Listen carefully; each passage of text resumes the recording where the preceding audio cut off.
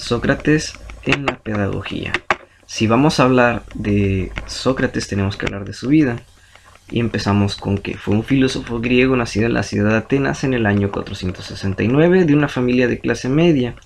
En su juventud siguió el oficio de su padre, quien era un escultor, y su madre una comadrona, y recibió una buena instrucción. Es posible que fuese discípulo de Anaxágoras y también que conociera las doctrinas de los filósofos eleáticos y la escuela de Pitágoras.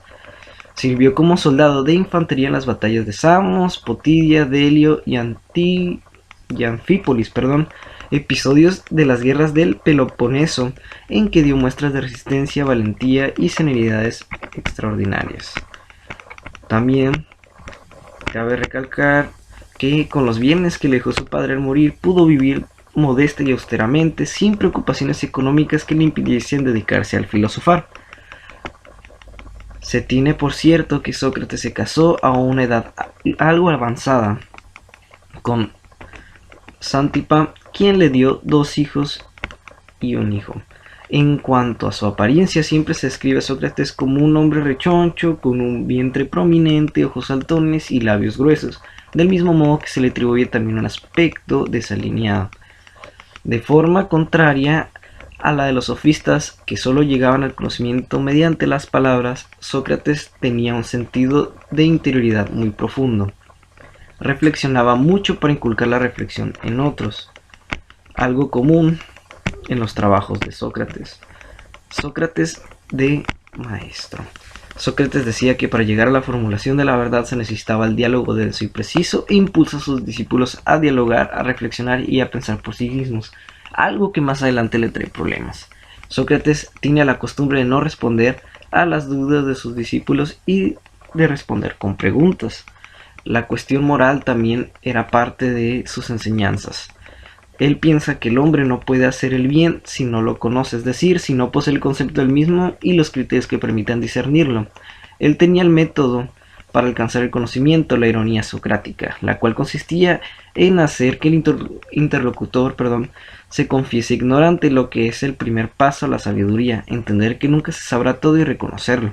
Era el primer paso para llegar a la mayéutica, la cual se trataba de llevar a un interlocutor a alumbrar la verdad, a descubrirla por sí mismo como alojada ya en su alma por medio de un diálogo en el que el filósofo proponía una serie de preguntas y oponía sus reparos a las respuestas recibidas, de modo que al final fuera posible reconocer si las opiniones iniciales de su interlocutor eran una apariencia engañosa o un verdadero conocimiento. Llegamos a un periodo en el que la muerte de Sócrates ya es una influencia. Sócrates decía, su conducta hizo que consiguiera enemigos que, en el contexto de inestabilidad en que se hallaba Atenas tras la guerra del Peloponeso, acabaron por considerar que su amistad era peligrosa para aristócratas como sus discípulos Alcibíades o Critias. Oficialmente acusado de impiedad y corromper a la juventud, fue condenado a beber cicuta después de que en su defensa hubiera demostrado la inconsistencia de los cargos que se le imputaban, obviamente. Según relata Platón en su Apología, Sócrates pudo haber eludido la condena gracias a los amigos que aún conservaba, pero prefirió acatarla y morir, pues como ciudadano se sentía obligado a cumplir con la ley de la ciudad, aunque en algún caso como el suyo fuera injusta. Peor habría sido la ausencia de la ley, según Sócrates.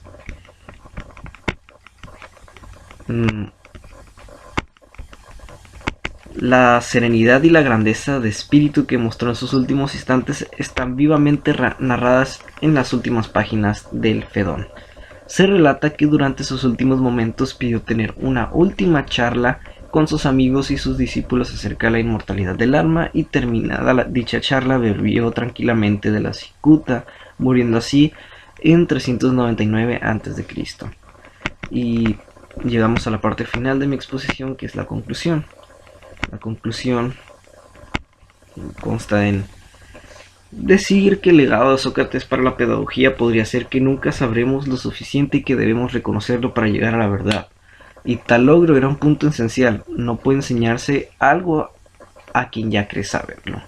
El primer paso, según Sócrates, para la sabiduría es saber que no se sabe nada. Dicho de otro modo, tomar conciencia de nuestro desconocimiento. Una vez admitida la propia ignorancia, comenzaba la mayéutica, propiamente dicha por medio del diálogo con nuevas preguntas y razonamientos. Sócrates iba conduciendo a sus interlocutores al descubrimiento de una respuesta precisa a la cuestión planteada de modo tan sutil que la verdad parecía surgir de su mismo interior como un descubrimiento propio. Aquí viene mi propio pensamiento, ¿no? Pienso que Sócrates era ese tipo de persona que pensaba por sí solo y que se consideraba peligrosas por el hecho de lograr hacer un cambio en la forma de pensar de las personas, como esas personas que nos invitan a pensar hoy en día y que las desaparecen solo por decir la verdad. Sobre el mundo actual, obviamente. El método que usaba Sócrates pienso yo que es el mejor y es el que más me convence hasta la fecha, porque no hay mejor manera para llegar a la verdad que descubriéndola por ti mismo. Ese tipo de enseñanza es la que lleva a las personas a ser mejores ciudadanos, la que nos lleva a ser mejores seres humanos pensantes. También pienso que Sócrates era la muestra de verdadero maestro, de verdadera sabiduría, incluso muy adelantada a su época. Gracias.